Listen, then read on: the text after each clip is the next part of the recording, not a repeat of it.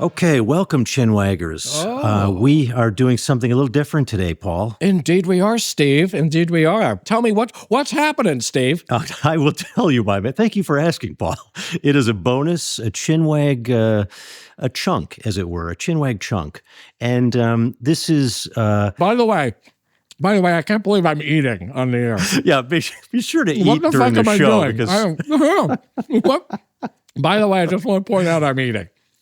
I believe we interviewed Catherine Hahn, and she ate nuts through the entire interview. So Paul's trying to do a Catherine Hahn on us here. I'm sorry. Anyway, proceed. Yeah, Paul basically has me living in the archive cellar of the Chinwag compound, and there we have the files, the fringe files. That's and right. We're going to do sort of like office hours with Professor Steve Asma. Yes. And I'm going to do a slightly more sort of deeper dive on something we're both interested in. I love it. I think it's fantastic. Office hours with the professor. The professor is in. I love it. Usually it's something we've talked about or that we're both interested in. And in this particular episode, I'm going to give our listeners a kind of dispatch on the Mothman. Oh, boy. I love it. I am excited, Steve. I am very excited. The Mothman. So buckle up. Here comes the Mothman. The professor is in. All right, today we are talking about the Mothman. The Mothman, many of you have heard of, and some of the Chinwag audience will certainly have done their own research. I myself, when I first heard of the Mothman, I thought, how can this be scary? Moths aren't scary. But then I started looking at them more closely. And while I would not say that I'm afraid of moths, they are creepy. And I think you'll agree with me that there's something creepy about the moth. I was doing some research on the psychology of creepiness because there's some papers that have come out in the last couple of years. And people have suggested that creepiness actually evolved, like the feeling of creepiness evolved in us to warn us in ambiguous situations. Like when something's not quite right, but it's not clear enough to be a fear, then we get this weird feeling of creepiness. Like if you ever be talking to somebody and you look up and somebody across the room is staring at you. It's creepy. You don't know if they're a threat or if they just have bad social skills. Or clowns, for example, seem creepy because you can't really read their face or their intentions because the paint is basically like a mask. And I think moths are also a little creepy. They sort of look like insects, but also look slightly like mammals because they're kind of hairy and fuzzy. Anyway, I get it. Mothman is creepy. And on top of being sort of a furry humanoid creature, it also has red glowing eyes. So let me take you to the first sightings of Mothman, 1966, Virginia. 66 is a very fine year in my book. That's when I was born. And I will take you to Point Pleasant, West Virginia. And two couples are basically tooling around in their car and see something strange. Now, this is a little section I've culled from the original story in the Point Pleasant Register. And the headline for this is hilarious. Here's the headline. Couples see man-sized bird, creature, something. Here's how it starts. It was a bird or something. It definitely wasn't a flying saucer. Two Point Pleasant couples said today they encountered a man-sized bird-like creature in the TNT area about midnight last night. Sheriff's deputies and city police went to the scene about 2 o'clock this morning, but were unable to spot anything. But the two young men telling their story this morning were dead serious, and they asserted they hadn't been drinking. Steve Mallett and Roger Scarberry described the thing as being about 6 or 7 feet tall, having a wingspan of 10 feet, and red eyes about 2 inches in diameter. It was like a man with wings, Mallett said.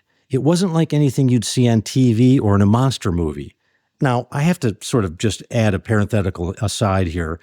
I'm not sure what Mallett's talking about because that's exactly what you would see in a monster movie, so let's just let that go by. The men and their wives were in Scarberry's car between 11:30 p.m. and midnight when they spotted the creature near the old power plant adjacent to the old National Guard Armory buildings. That's kind of bizarre, isn't it? Like, why are two married couples driving around near the old power plant at 11:30 at night? I mean, these are not sort of kids going to make out point. Let me continue. The creature was seen standing on 3 occasions and was described as being extremely fast. It flew about 100 miles an hour in flight, but it was clumsy on the ground.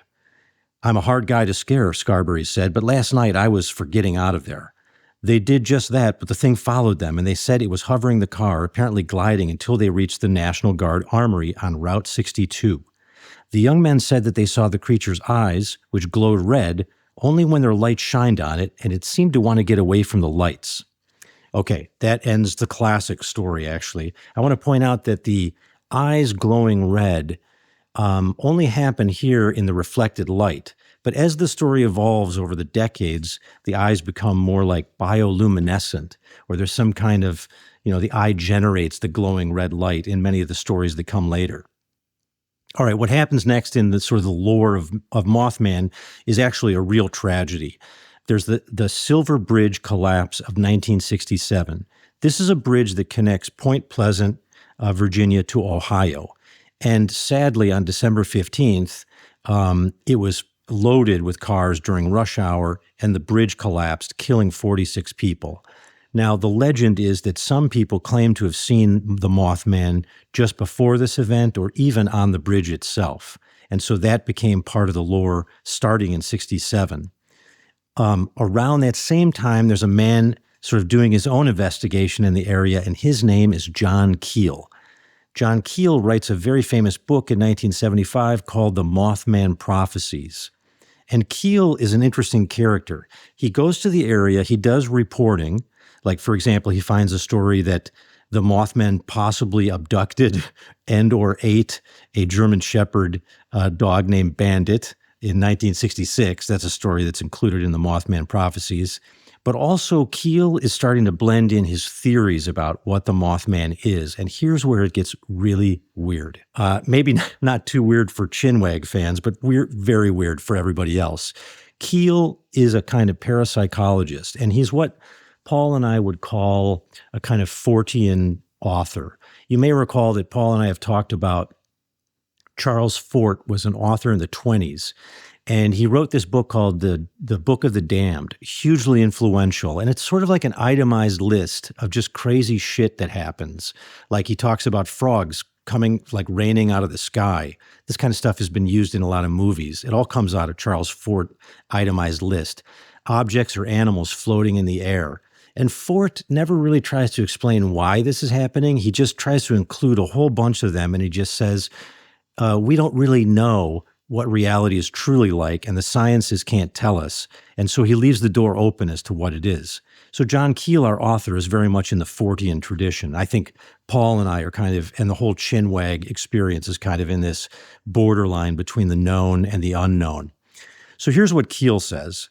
He says he thinks that the Mothman is not a cryptid. You recall that we've talked about cryptids before on the show, and that's just a biological creature that has not been captured or described by science. No, it's not a cryptid, according to Keel, and it's not a demon or a divinity. He says it's something called a tulpa. Now, this is very interesting. Tulpa, spelled T-U-L-P-A.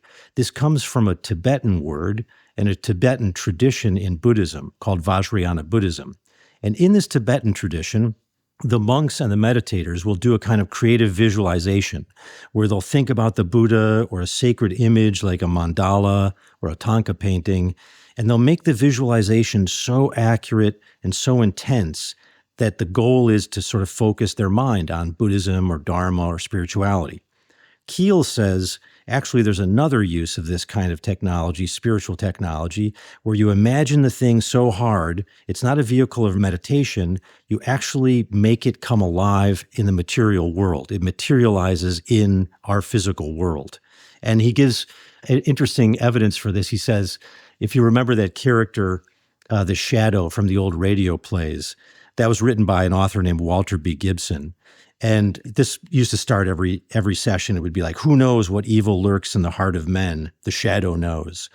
And Walter Gibson would basically write about the shadow every week in his house in New York.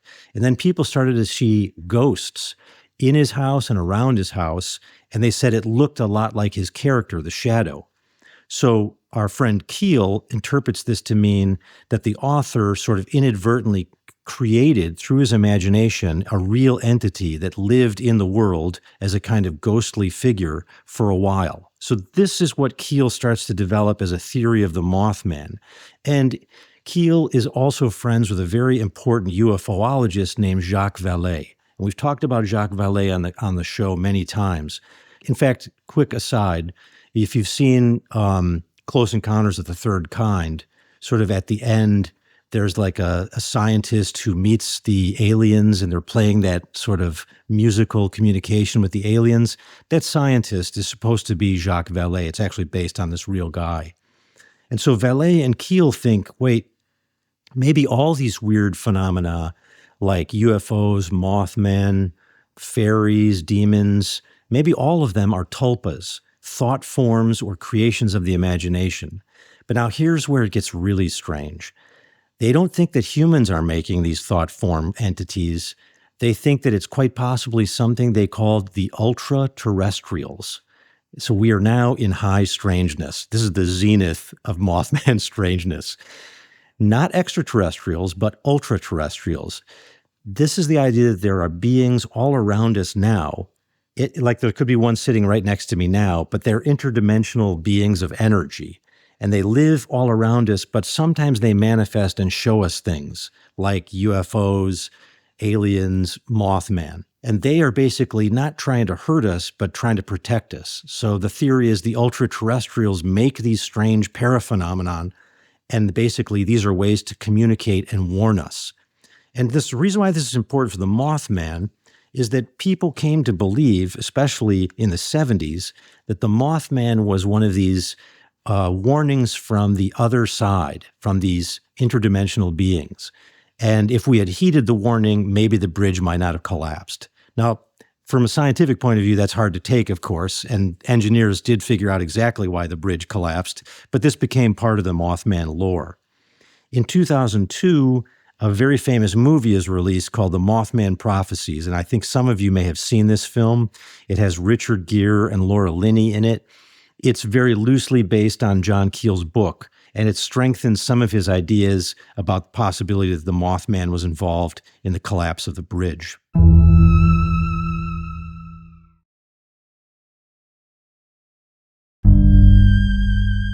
Now we fast forward to basically 2011 to 2017, and there are a whole bunch of sightings of the Mothman in Chicagoland and sort of around Lake Michigan. And this is really fun for me. This is my stomping ground. I want to share with you a quick story from the Lake Michigan Mothman files. And this is from the Singular Fortean Society. They collect a bunch of Mothman stories and put them online. This one is from a woman named Nefer Kepri. And Nefer basically is living in Waukegan in 1976. She's 14 at that time and tells the story of her father encountering what looks like a Mothman. Now, I like this story a lot because I grew up in Waukegan. This is basically the hometown of Ray Bradbury and Jack Benny. So in 1976, I'm actually there, probably laying in my bed thinking about the $6 million man or something. All right, here's the story. I grew up in Waukegan. My dad worked part-time nights at Victory Memorial Hospital, which I believe is located along Sheridan Road. After work one night, he went to help a friend who had car trouble at the Marathon Restaurant, which was located along the train tracks by Johnson Outboard Motor Company right on Lake Michigan. That's all true, by the way. I can attest to that, being from Waukegan. It was a full moon. They were in the parking lot where my dad was giving the guy's car a jump when Dad suddenly felt scared, as if something was watching them. There were 2 or more very tall silos there, and they were probably about 3 stories high. As Dad looked up in the moonlight, he saw a black figure crouched down, watching them. It had glowing red eyes. He told his friend to look, so they both saw it.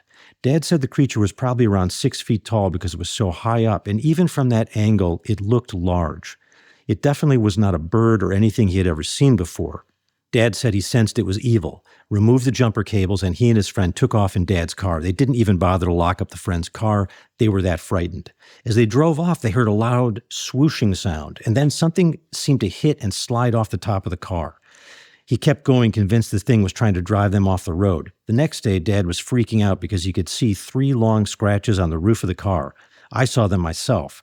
There were 4 of them, and it looked like the talon of a large bird had scratched the car. From that point on, I was banned from going to the lake after dark. Just kind of a nice detail she includes at the end. That story, I love that story because I can really see myself there. But here's one last sort of first-person story, and this is from 2017. In 2017, there were 14 sightings, actually, in Chicago alone. So that's a fairly interesting question. Why so many sightings at that time and in that area? And here's one from those of you who've been to Chicago will remember where the Field Museum is and the Adler Planetarium, right on the lake there. It's a beautiful area. And people are watching an eclipse. And so here's the account. We were watching and observing as the moon began its transit when we heard a very loud scream. This sounded like a squeaky truck brake, the kind of squeal that when you're pressing hard on the brakes. At first we thought that was it, maybe a CTA bus or a big truck with brakes that needed changing or maintenance. But then we heard it again, and this time it lasted much longer. I looked up to see a large object flying low over the docks that stick out into Burnham Harbor from across the water. This object looked like a large black bat, but also had humanoid features such as a pronounced arms and legs. And that's the end of their account. So these are some wonderful stories that you're getting like real firsthand pictures of the Mothman. And one thing I want to add here is that the people in West Virginia, where it originated, have embraced the Mothman. And starting in 2002, they actually started to create like a yearly festival. So they turn it into a party, and you can go. I highly recommend it as part of a dark tourism trend. You can go to these areas where the local monsters are. And in closing, I want to just sort of say two things to keep in mind in all of this stuff. One is we have to think about misperception. It's possible that the Mothman is something else. A lot of people think that the Mothman is actually a blue heron. If you've ever seen a blue heron up close, they're frightening. They're huge. They're very strange looking. And if you saw them in the gloaming of sunset, and if they were, as they oftentimes do, tucking their heads in when they fly, it sort of does look like a man flying. So that's one theory that the skeptics would forward. The other thing to just remember is that memory is not like a good camera that records things. It's also highly imaginative. It's loaded with imagination. And so our memories can be contaminated. So for example, Linda Scarberry, who was there at the original sighting, told a story very much like her husband told, but 30 years later when they interviewed her, it had been greatly embellished. So that's something also to keep in mind. I do not want to cast aspersions on those of you who have seen the Mothman. I am with you in solidarity. I will say the only really strange thing I've ever seen is when I was a kid, I saw in the forest a creature through a bunch of trees that looked like a gigantic bird. And it was moving in a very sort of disturbing fashion, way bigger than any bird should be, like the size of a camel or something. And I just basically turned around and hightailed it out of there. So I'm expressing my solidarity with those of you who have seen the Mothman, but also I raise some considerations for the skeptic. So, all right, I hope you enjoyed that, Chinwaggers. That's just a little bit of office hours on the Mothman. Come on back for next time. Wag on, weirdos.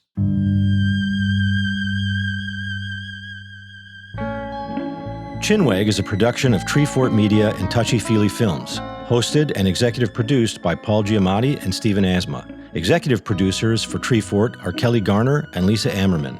Dan Carey is executive producer for Touchy Feely.